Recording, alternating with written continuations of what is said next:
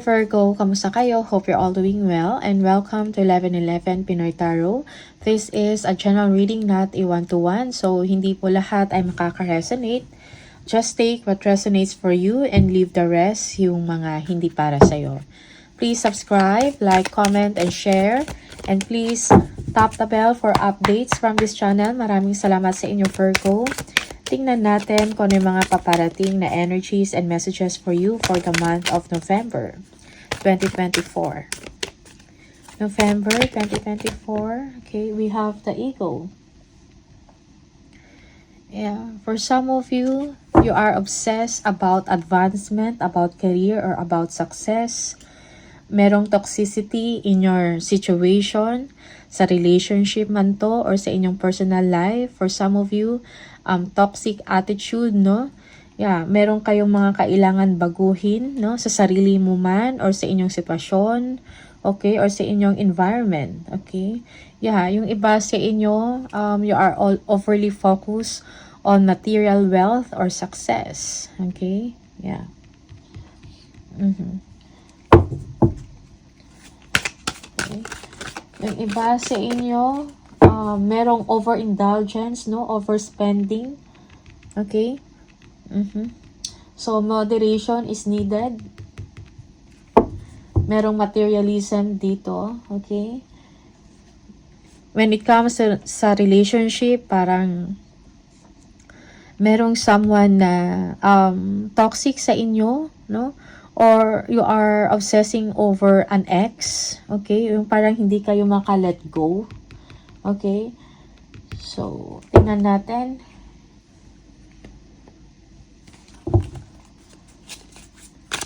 Yung iba sa inyo, merong victim mindset, no? Parang trap kayo or bound kayo sa ganyan. Okay? Victim mentality, something like that.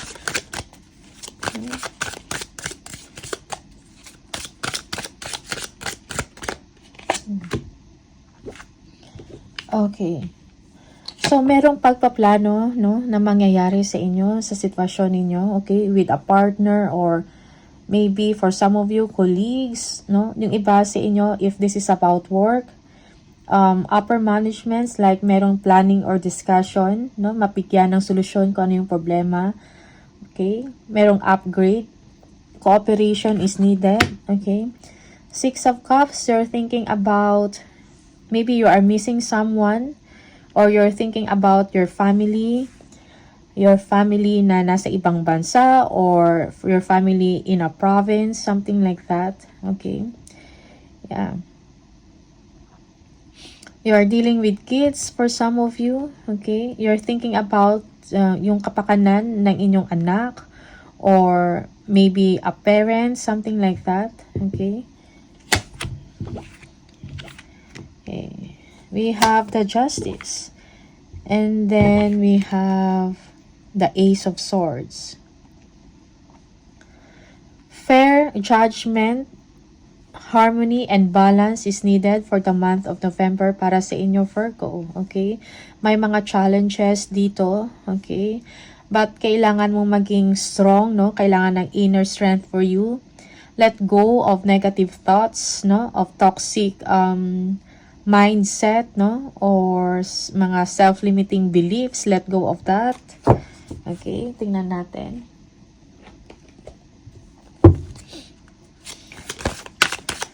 Virgo, Three of Pentacles,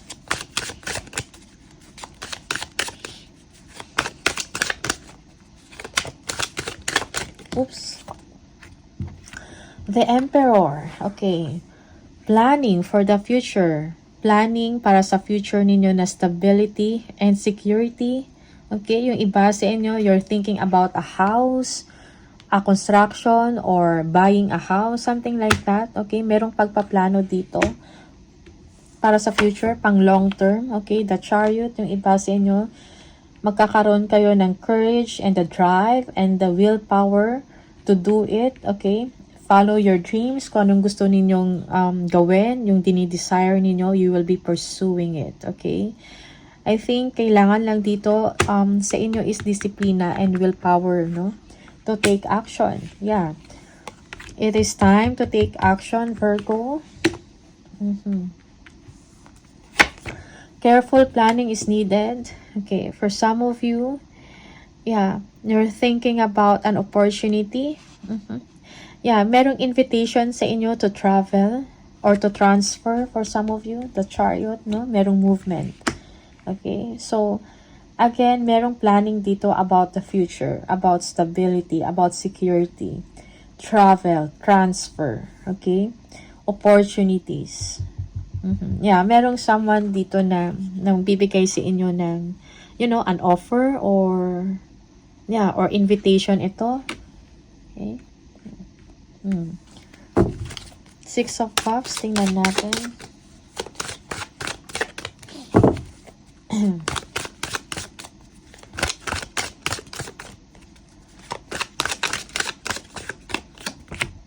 Okay.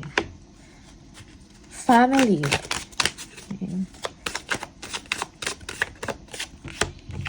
Okay, merong separation dito. Maybe you are missing someone. Okay? Like, siguro pag-iisipan, yeah, merong planning dito about a family. Kasi merong separation. Okay? Kailangan ng solusyon, no? Kailangan ng solusyonan. Okay? Respect or trust, worthiness is needed also within the relationship. Yes. Yeah.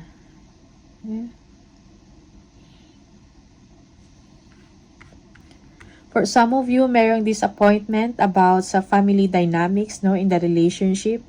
Okay, merong disappointment, merong separation at the same time. Okay? Yeah, I think you have to let go. Kung ano man itong mga hurt feelings or disappointment na meron ka, Virgo, you have to let it go so that you will be able to move forward. Okay? So, you need to tend, no? Meron dito mga kids, okay? Or a parent, something like that. So, communicate with your parents or your family members na malayo sa inyo, okay? So, make time for your children, okay? Yeah. Justice. Tingnan natin.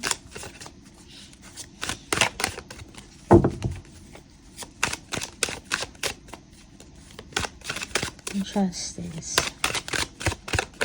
Okay. Two of Swords, no? King of Swords, puro swords, okay? And the Star. Okay. So, merong movement dito, no? And success, breakthrough at the same time. Siguro yung iba sa inyo, may matanggap kayo na communication from someone na may mataas na rango, okay? Or posisyon, no? They will communicate to you a good news, no? Yeah, that parang magiging maayos ang inyong sitwasyon. Okay? Yeah, for some of you, itong opportunity na to, merong opportunity, no? Na parang matagal nyo na to inaantay. It's like you don't know what to do, no? Kung ano yung mga gagawin ninyo, yung mga next move. No? So, ngayon, magkakaroon ng communication para magkaroon kayo ng direksyon. Okay? Merong promise of abundance and prosperity dito, no? Na ikakatuwa mo, Virgo. Okay? Yeah, for some of you, this good news will come from someone, an air sign. Okay? Yeah. And everything will be okay. So, happy times ahead, Virgo, no? So, magkakaroon ka ng opportunity, ng chance, no? Makapag-plan for the long term, no? Yeah. Merong guiding star dito na parang nag-guide sa inyo towards the right path, no? Para sa'yo, okay? Ace of Swords.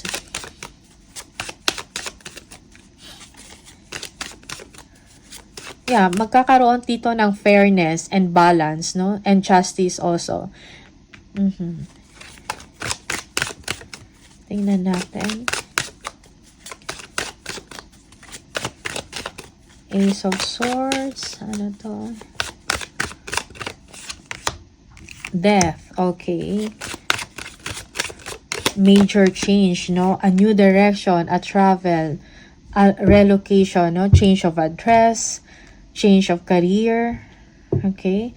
So, it's quite challenging, pero kailangan tong mangyari. Something like that, no? Yeah, parang merong bagong umpisa dito. There is an ending of a situation, and then there will be a new beginning, a new start for some of you.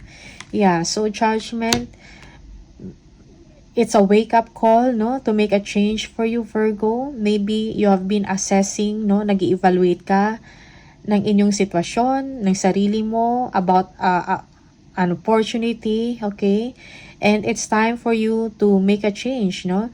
This is from the universe, no? Parang sinasabi, you are guided here, no? Spiritually, no? That parang panahon na para umaksyon at magkaroon ng pagbabago sa inyong buhay, Virgo.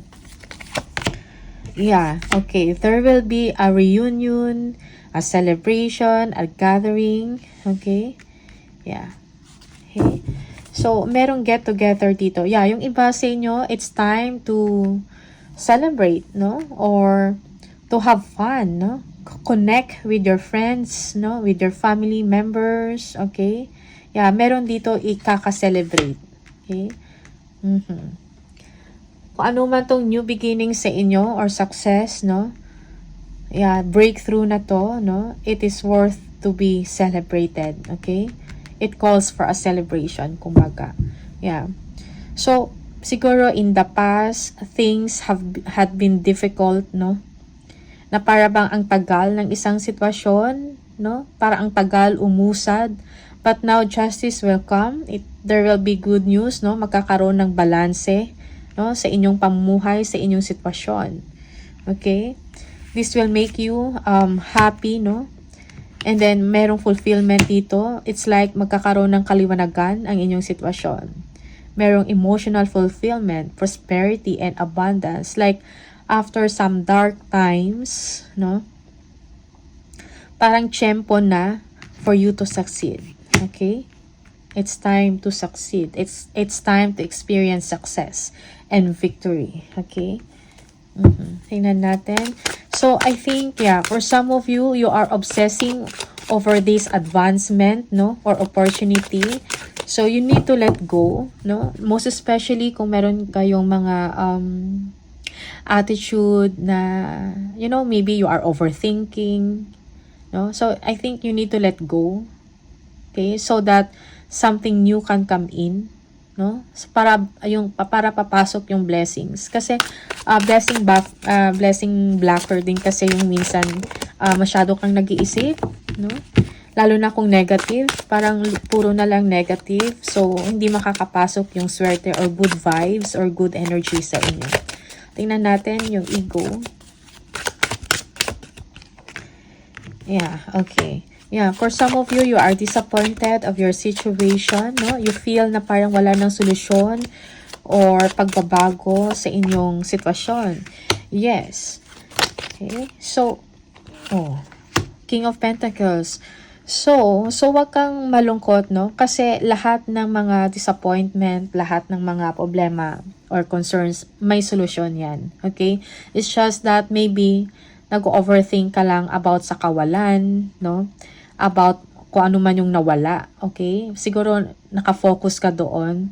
So, do not dwell on that situation. Do not dwell on the negativities so that blessings can come in, no? Yeah. You will be building a legacy, no? For you and for your family, no? Merong kaperahan, no? Kasaganahan dito. Okay? There will be success on material wealth. Okay? And about money. Okay?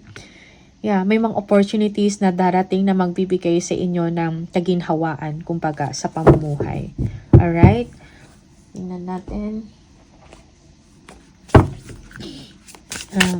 Virgo.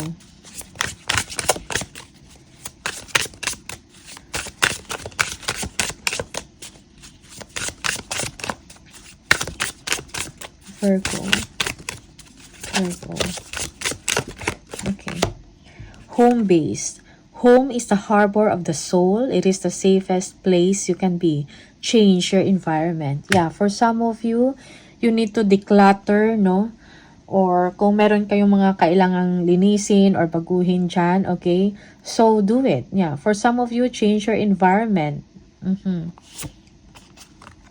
Change home or may relocation dito. Yeah, for some of you, home base, like siguro kung nagtatrabaho kayo or nag-iisip ka ng mga opportunities, siguro it's best for you na magkaroon ng trabaho na home base. Okay? That's for some of you. Yeah, for some of you, you will be getting a home-based job. Okay? Investments made will have positive results that will bring prosperity. Invest wisely. So, invest wisely. Okay?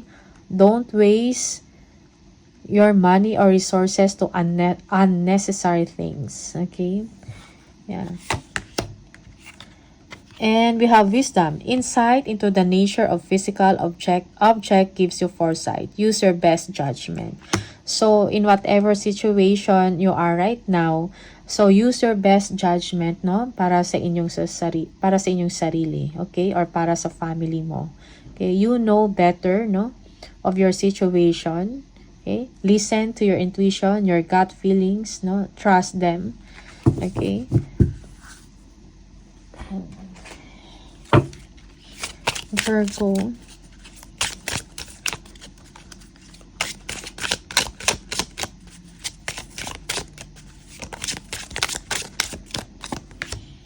Affirmations. To lift up your thoughts and energy and to attract what you desire, use positive affirmations. So, use positive affirmations, no? So, parang i-claim mo na yon. Kung ano yung gusto ninyong mangyari, kung ano yung desire ninyo, i-claim mo yon. So, kailangan ng positive affirmation. Okay? Change, kumbaga, meron dito kanina na lack mentality, something like that. Parang na-mention ko yon dito. So, change it, no? Dapat positive lang. So that blessings can come in. Okay? Merong connect with nature. You are rejuvenated and inspired by spending time outdoors. Okay?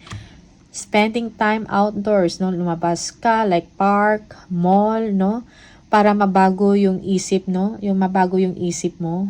Okay? Yung hindi ka makapag-isip ng negative. Yeah. Yeah. Para ma-rejuvenate ka. Okay? Change of scenes, kumbaga, change of scene or views. Kailangan mo yan, no? A breather, you need a breather. Healing, healed healer. Healing energy surrounds you in this situation. So, there is something in you na parang kailangan mo mag-heal, no? Yeah, kung meron kang mga unforgettable na mga moments, na mga unpleasant moment, no? You have to heal, no? Allow yourself to heal. Okay? Yeah, for some of you, you are a healer, no? You can heal someone, okay? Like emotionally, you can give advice, no? You can give enlightenment, no? One more. Virgo.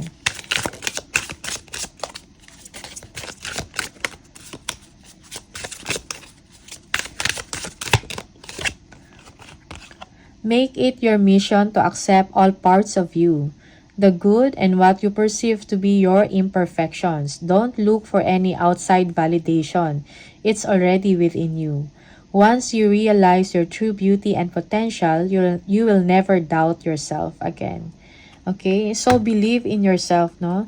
So, kailangan lang talaga na wag kang do not doubt yourself, kumbaga, no? Meron kang potential, meron kang kakayahan, may skills, no? Na makagawa ka ng magandang desisyon or maayos na desisyon para sa sarili mo. Okay? Alright, so, Virgo, these are the messages for you. Maraming salamat. All the best and see you on the next video. Bye!